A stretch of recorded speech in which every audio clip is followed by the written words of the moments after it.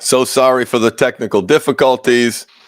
And now I know, at least I believe I know. And if anyone is listening, please let me know if you're having any problem hearing me. And welcome.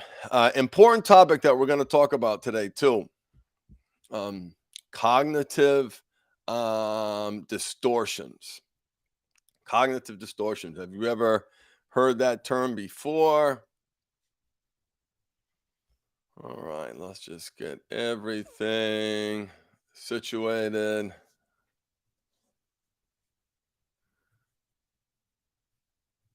Hey, Nathan, what's up, my man? All right, let's get this party started.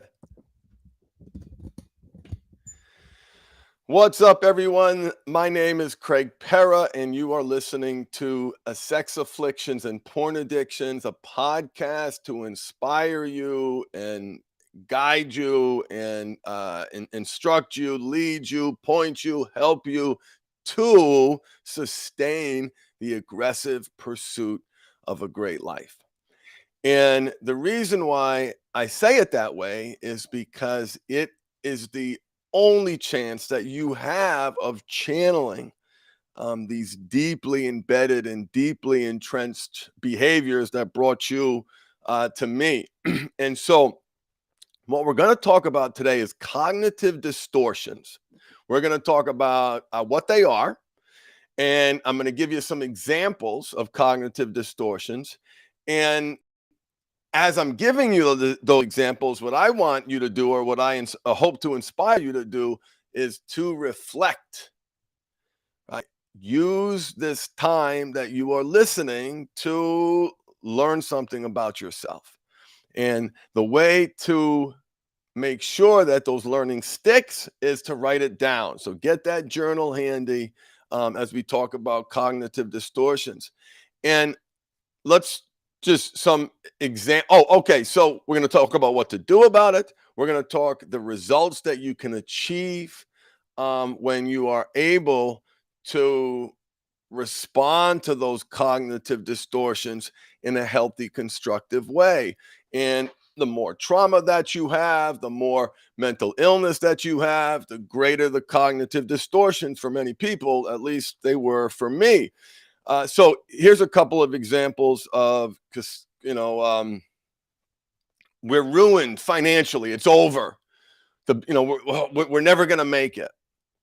And what I want you thinking about is those automatic, instantaneous reactions, right? The ones that you have often. I'm such a piece of. This is never going to work.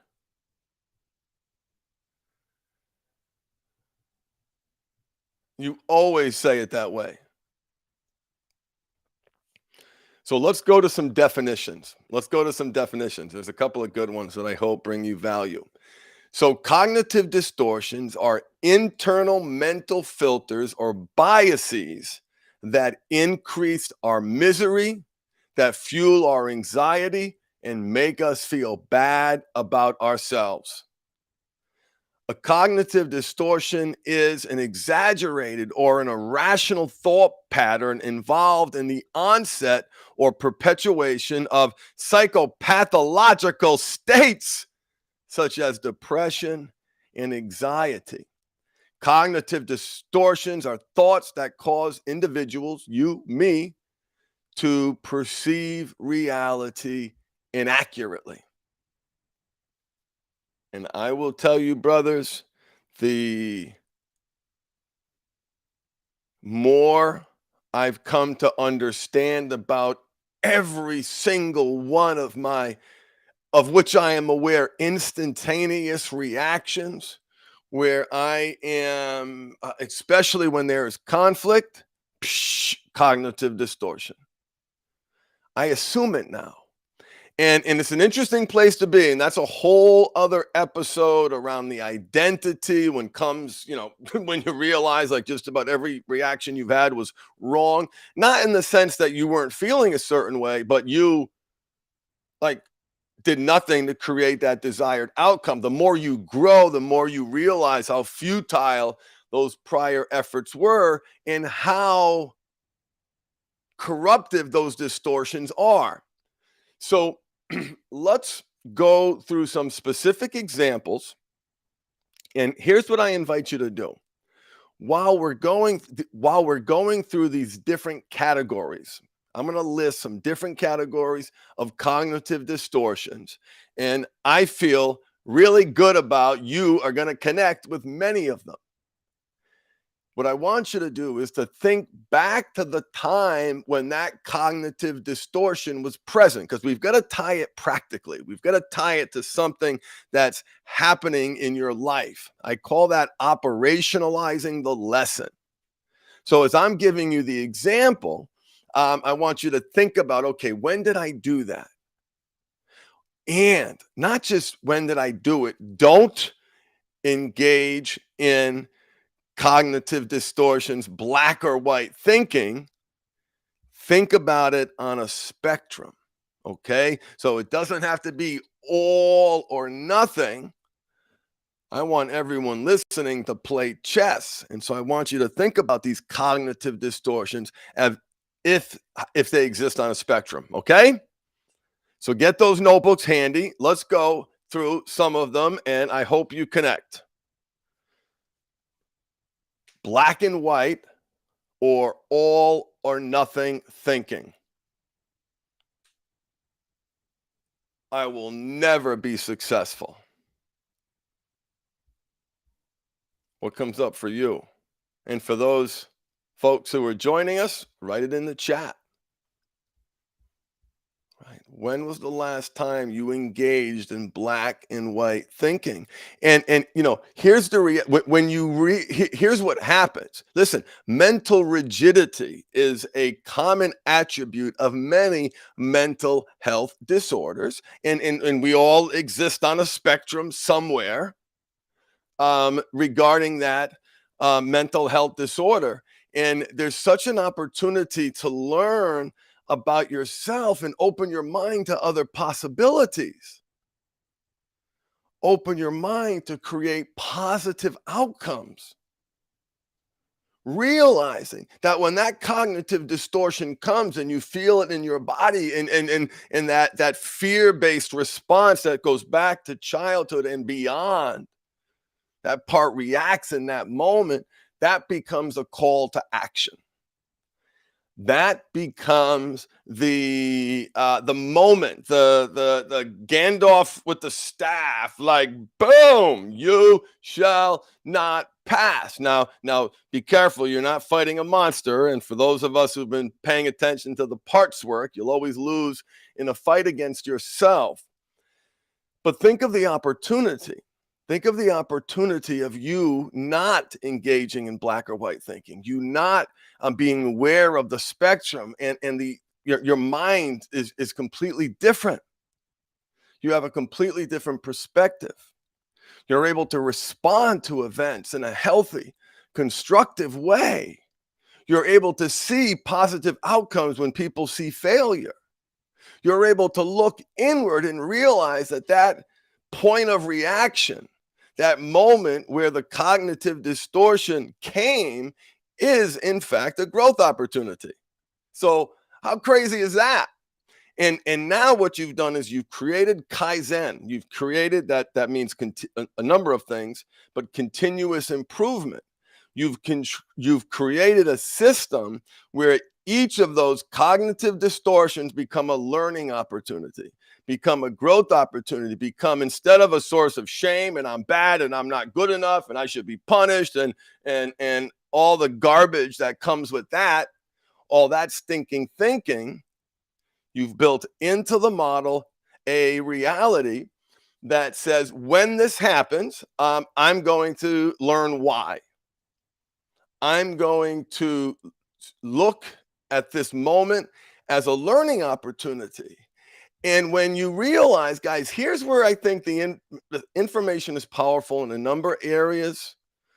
But for brothers who have maybe the asshole gene, who have the incredible ability to compartmentalize genes that engages in these cognitive dissonant behaviors, um, there is an incredible ability to compartmentalize, and um, it's you're not going to get rid of that automatic instantaneous reaction. So that automatic instantaneous reaction becomes the call to action. It is in that moment of conflict where you create safety, safety within yourself, because there's a reason why you're reacting like that. Okay, let's keep going. Do you connect with jumping to conclusions or mind reading? Jumping to conclusions or mind reading. I was eating pretzels. Michelle is looking at me. She has a face. The face was a completely normal face, guys. I'm telling you where my mind went, okay? We've all agreed I've got a touch of the crazy. I'm sharing with you my reactions, okay? I'm not proud of it, but I have to be aware of it, and I want you to be aware of yours. So here we go. So I'm eating the pretzels, and all of a sudden, my mind starts thinking, wait, are these the wrong pretzels? Am I eating too many of the pretzels? Am I being messy with the pretzels? There's that, like, that, just that instant, like, mind reading. And I laughed and looked up and I said, there's no, you have no issue with the pretzels, do you? And she looked at me kind of startled and said, what? Which is, of course, what happened. And so, and guys, important, look for those little things. Look for the small moments. Look for the places where, oh, I shouldn't react that way. There's so many great opportunities. Make sure you're journaling. Let's go. Personalization. Everything stinks because of me. Shoulding and musting. Using language that is self-critical, that puts a lot of pressure on you. I should be losing weight. I should have done this. I should have done that. There's quote and quote on the internet about woulda, coulda, shoulda. That language is poisonous. Why? It does not produce a desired outcome. Now, the part that's engaging in that behavior is trying to help identify where those opportunities are, but it doesn't feel that way. It doesn't feel that way. Here's another one, overgeneralizations. I'll never be successful. I'll always be a failure. And for me, anytime I use those words, the goal that I have is to use that as an inflection point. What aspect of the physical universe where I, humble me, always the student, is 100% certain about anything? And so it's not that I don't have those automatic instantaneous reactions. It's just that I'm able to respond to them. And when we talk about the aggressive pursuit of a great life, that has to include self-care, self-esteem, prioritizing relationships, incorporating purpose into the fabric of your reality, having connection, having accountability, having community, like really, really, really hard. And all of those things won't eliminate the cognitive distortion. Now, maybe for some of you, I've heard, certainly well aware of spontaneous remission cases, but the model that has and continues to inspire me is using that cognitive distortion as an opportunity. So here's another one, magnifying or minimizing. You know, and oh, guys, do we minimize? Do we minimize? Do we minimize? Brothers, let's think about this for a second. Let's think about this for a second. It's not that bad. But it's only, I think of the rationalizations here.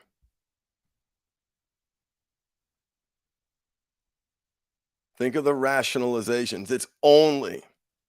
I only nibbled around the edges and looked at the Instagram posts where her clothes were on. I only was on YouTube. It was just a video. It was just a video.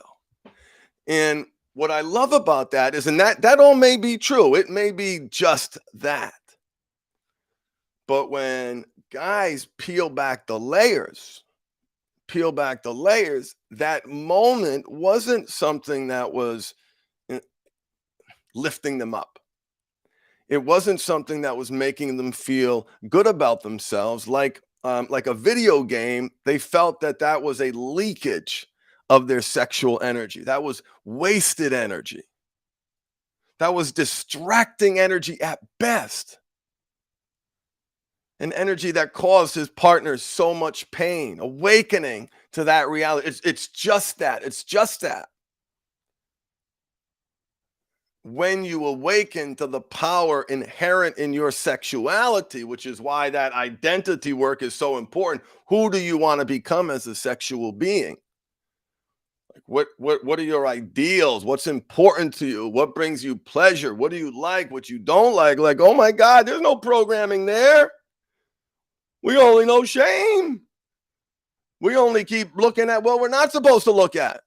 And look where that brought us. Whew. Hello, darkness, my old friend. So the just, and this is different for everybody, but the just for me was realizing, wait a minute, there's no just. This is a powerful, sacred, precious force that I need to honor.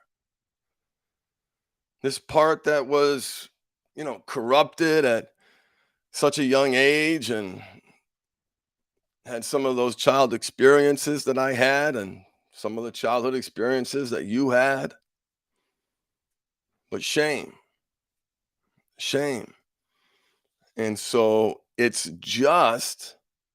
maybe it's just, or it might be an opportunity for you to connect deeper around the identity of that man of integrity, the identity of the healthy sexual being, the identity of who you want to become, And you've heard in other podcasts how important identity is. If you have the book Atomic Habits, reread chapter 2, reread the chapter summary at the end. So, bit of a tangent there around I'll just. But here's a couple of examples. And certainly for you men listening, please don't hesitate to put your questions in the chat. Share your cognitive distortions, because you will all come to find that the better, and what I love about, and go online, read them, study them, figure out what yours are most, what applies to you. And here's the thing, for you brothers who have done your parts work, okay, now you can assign these cognitive distortions to each part. And now you've got a library of information to better understand, with tools, teachings, techniques that you can use to interrupt that black and white thinking, interrupt that jumping to conclusions. And because we're creatures of habit, you're going to find that there's not too many. We're creatures of habit. You probably have 5. I mean, maybe all of them, but main ones. So something to think about. Fortune telling. Here's another one. Right? Think of a medical issue, projecting what's going to happen. And here, projecting the future. From the partner's perspective, he's definitely going to fail. He's definitely going to fail. There's no way he can't fail. And from the man's perspective, I'm never going to save my relationship. This is going to destroy me. I'm going to get divorced. So again, another example where there may be, and that's the thing about cognitive distortions, is there's often some reality.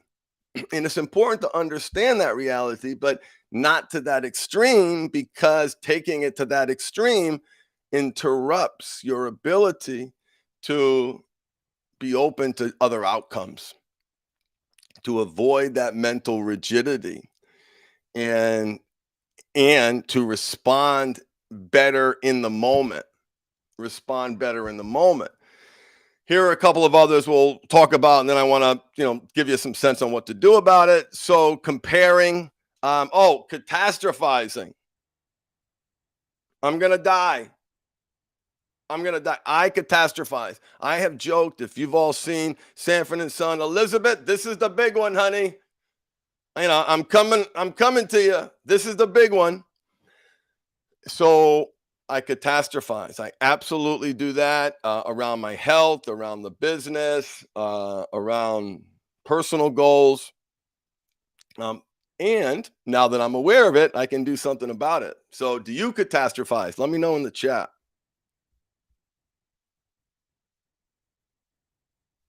Another one is disqualifying the positive. And I want to touch on that just for a minute or two. And then we talk about what to do about it. And so disqualifying the positive, downplaying the positive. Think right now about how you respond to a compliment. Try to remember, if you're in a safe place to do so, you can close your eyes and see if you can bring up that visual of someone saying something nice to you, saying something kind to you, congratulating you, recognizing you for something that you did. And these all have their unique poison. Now I'm talking about the unique poison in disqualifying the positive, because you are not reflecting reality. There is positive, half empty, half full. Kill you, make you stronger. Feed the right wolf, the wrong wolf. And that doesn't mean the negative does not exist. That doesn't mean the negative does not exist. But life is about how you respond to that, how you respond to those challenges. And along that journey, so many guys can't take in pride. They feel that they don't deserve it, can't accept that positive. So my trigger response plan, a trigger response plan is an in the moment response that you use in response to that cognitive distortion. So you realize someone gives me a compliment. Someone gives me a compliment. I've now entered disqualifying the positive. I have a part that is going to reject this, that feels like he doesn't deserve it, that has this innate sense of worthlessness. He's okay now, but that's when he kind of gets triggered into existence, the part that feels he doesn't deserve it. And so when that happens, so what do I do about it? Right? What do I do about that physiological, almost instinctual response to reject that compliment, to, oh, stop it, you did this, okay, you did this, okay, I pointed here, I pointed there, you did this. And that's true too, but I'm talking about, like, who am I realized, who am I to take that away from you? I had to kind of come to it externally. Who am I to take that gift? It's like swatting it away. Who am I to deny you that? And I realized, wait a minute. If this other person of sound mind and body is saying something about me to me, I would certainly receive the negative. I would certainly and do receive the negative. I welcome it, I want it, I crave it, we need it, but come on. I don't, it hits differently, right? You know it does. It hits differently. And so, what do I do in that moment? Right. And that's the trigger response plan. I call it my gratitude protocols. I also have my forgiveness protocols. I also have my self love protocols. But when I'm receiving a compliment, my trigger response plan is I put my hand on my heart. I look the person in the eye, try not, be awkward, just the right amount of time. Look the person in the eye and breathe in as he's speaking or she is speaking and receive it. And after they're done talking, I pause. And maybe I'll have two hands on my heart now. I look them back and I say, thank you. Thank you. And it's that space. It's that space. And there's the thoughts. There's the thoughts, right? Those thoughts are there. Negative thoughts. I could have done better. I could have helped them get there quicker. I could have, right? All those opportunities. Good. I need those. I need that part. I need that part. I can't get rid of that part. We need our internal critic, but we got to retrain the internal critic. We got to get that part working for us, and rejecting that positivity and seeing it from the half empty perspective is poison. It's a life of suffering and pain. Even if, some of you like to think about it from a sobriety perspective. One day is better than 23 hours. You got to be building on the positive. The self-deprecation and the self-loathing and the cognitive distortions aren't making it better. They're making it worse. Yes, D's, I am real, and this is not pre-recorded. Welcome. Let me put in the chat the article on cognitive distortions. I think you should click on it and learn about them and reflect in your life where you are distorting. And you do not have to look far than beyond any relationship in your life that has a power dynamic. And even though husband-wife's supposed to be one, a lot of my clients, and I know how I felt I was in the one down, happy wife, yes, dear, whatever you say, dear. No concept of my needs, putting all my stuff onto her. A lot of black and white thinking. So, what is the impact on your life if you are able to use those cognitive distortion moments as a growth opportunity? It's massive. It's massive. Think about it. Think about, on that spectrum, 3%, 5%. And so what I invite you to reflect on is where on this list, go online, read about cognitive distortions, and figure out, okay, I'm going to focus on catastrophizing. I'm going to focus on black and white thinking. I'm going to focus on mind reading. Oh, the mind reading.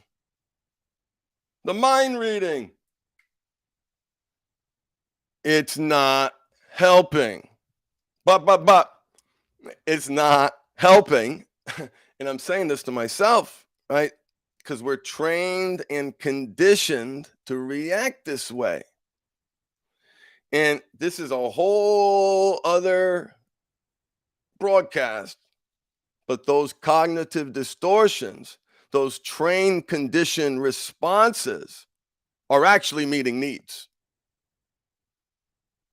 in a way that is now causing serious consequences, but they're meeting needs.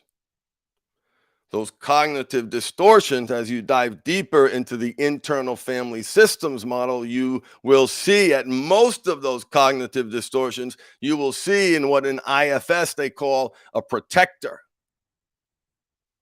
A protector, always bad. Well, why would I think that? How might that be a defense mechanism from my past?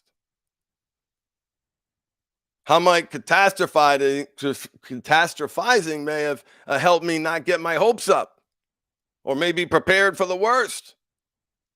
How might that be a risk management tool? How might that help me doing what I do today? Oh, goodness gracious, an incredible way. And you'll see, guys, for each of the negatives, there's positives. And for the positives, there's a cost. So there's another side, and that's what I invite you to think about, is those cognitive distortions. What are yours? What are yours? Pick the ones that you're going to focus on and come up with an in-the-moment plan. That's it. Do something in the moment. You can, for example, so you have that awareness, right? You've entered cognitive distortion territory. So that's wrong thought, right? And I know that's judging the thought, but it's a fair level one step. It's like, just like, hey, no, wait a minute, the sky's not falling, and then snap the elastic band. That's what that's there for. Feed the right wolf bands, available on the website. Love that story. And so the snapping of the band is not a self-harming act. Absolutely not. It is a whoop, snap out of it. Snap out of it. Maybe it isn't what you think it is. Maybe there's another reality. Maybe the face that your wife made doesn't mean she hates you and thinks you're a worthless piece of garbage, is a face where she's frustrated and annoyed or upset about something that may have nothing to do with you. That may have nothing to do with you, and often does not. Often does not. So these cognitive distortions, may I inspire a fire underneath you, are growth opportunities. You now, right? It's not, oh, I've got all these cognitive distortions.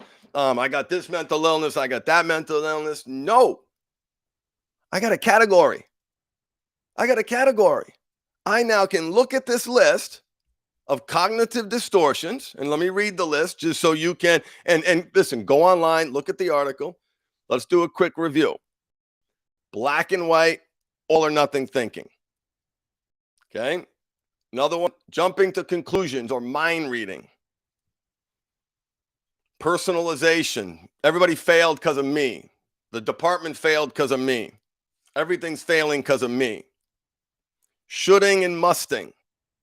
Using language that is self-critical, that puts a lot of pressure on you. I should do this. I should do that. Lots of quotes on woulda, coulda, shoulda. Poison. Overgeneralization. I'll never solve this problem. I'm always going to be bad. Not true. Magnification and minimization. Works both ways. Fortune telling. Comparison. Catastrophizing. Labeling. Assigning labels that are unhealthy. That aren't lifting you up, that aren't moving you towards. Brother and sister, I don't know any lazy. I don't know lazy. I don't know lazy.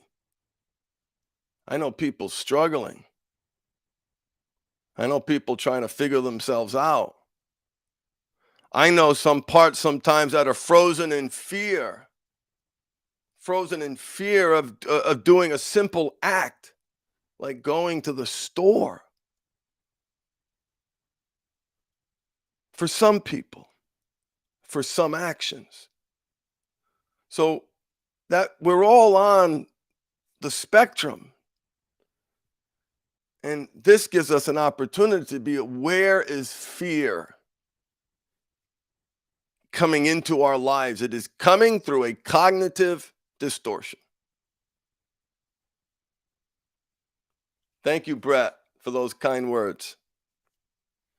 So find your cognitive distortion, create your trigger response plan for each cognitive distortion, and repeat. Like, there are obviously other aspects to self-growth and self-love and sustainability, but where are the distortions? What are you going to do about it? And the beauty of that is that you will fail. You will fail and you will learn and you will grow from that failure. And this isn't something, oh, this doesn't work. You're going to make it work. You got to make it work. You got to figure out what's going to work for you. We have some brothers with OCD like porn addiction symptoms have had doctors prescribe them naltrexone, which can only be obtained through a physician, but has helped them with the triggers. And these clients said, whoop, dialed it down. And these guys were felt that they were closer to like an OCD. And that's what they were seeing their therapist for when we helped them find the therapist and help them realize what was going on. But that's an example, right? You got to figure that out. That's not your solution. There's other solutions, right? And what are the absolute mandatory solutions in the aggressive pursuit of the great life? Self-care. Those cognitive distortions are so deeply programmed. When I trip on the sidewalk carrying cups of coffee, and the first thought, like faster than the speed of light, quantum. I'm just making up a big word but feels like it's the right place to say it, like at a quantum level, automatic piece of shit.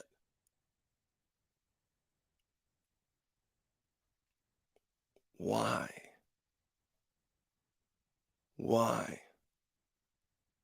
And I learned why, and you're going to learn why, and you're going to use each of those moments as growth opportunities to continue to be your best self and feed the right wolf.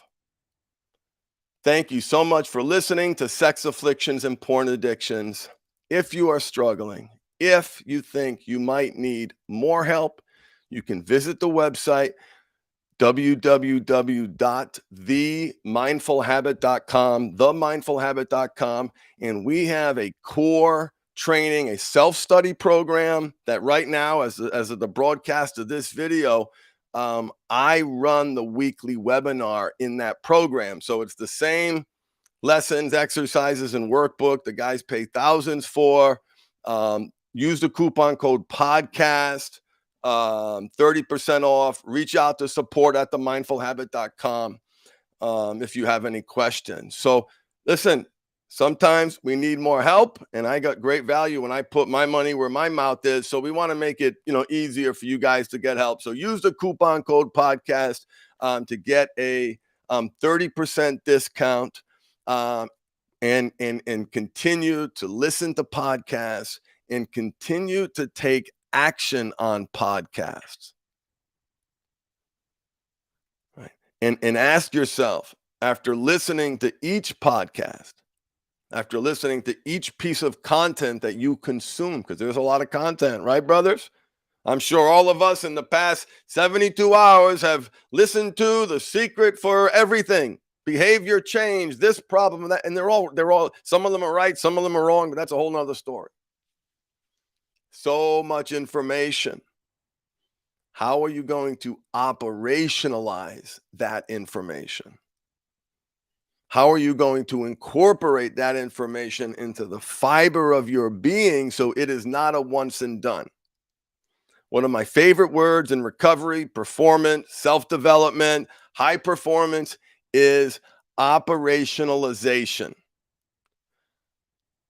It's a really cumbersome, clunky word. But what it means is you've learned this lesson, failure equals opportunity. How are you going to operationalize that lesson into your life? Like, what do you do with that information? How does that data impact, for example, those of you brothers further along, maybe doing some of your parts work, right? How does it impact that part? That part that awakens when, he feels that way. So much growth, so much opportunity, and we do a weekly webinar. Sorry, I'm just realized I'm bouncing around. If anybody has any questions, put them in the chat. Thank you so much for listening. Yes, operationalization. Thank you. Sustainability, sustainability, sustainability. It's the longer I do this, the more important that becomes. It's not as sexy, and that's probably a poor choice of words. It's not as heavy as some of the other lessons are, but if you can't operationalize that lesson, if you can't weave that lesson into the fabric of your reality, you're really going to be stuck. So think about that. Think about that. The question I asked myself when I had a boss, when I was at the Hartford Financial Services Group, a great institution, great training, great leadership. I was in my first business role of my entire career. And I had a boss, and I would share with her all this wonderful information. And she was a tiny woman, Italian, just like my mother. I projected my mother onto her. I drove this poor lady nuts, but she drove me nuts too. And also made me who I am in a very deep and profound way. So, Maria, if you are listening, thank you again. She hears this 1,000 times. And when I do mention it, I reach out to her and let her know I thanked you again. She'd say, so what? And I get so defensive. She goes, no, no, no, no, listen, I don't want you to be defensive, but think about the question, right? It's an interesting question. And she kind of made me take a few breaths and help me think about it. She goes, so what? Think about if you're asking yourself that question. Think how much time you would have saved. For an example, now she's up here, right? She's up here and I'm down here. And she goes, think about if you said, so what at this decision point? What would that have done for you? I probably would have saved 4 hours of work. So it's a great question. It's got a little edge to it, so it can be a little triggering, but I think that also enhances the opportunity. And never to someone else. It's never, obviously, right? Nothing unkind. It's a tool that I like that helps me realize, so what? What am I going to do about it? And sometimes the answer is absolutely nothing. And that's wonderful too. Sometimes it's enjoy it, relax, release, escape, drift away, watch the silly TV show. And but if it's something around personal and professional development, all right, what am I going to do about it? What am I going to do about it? So I want you asking those questions as well.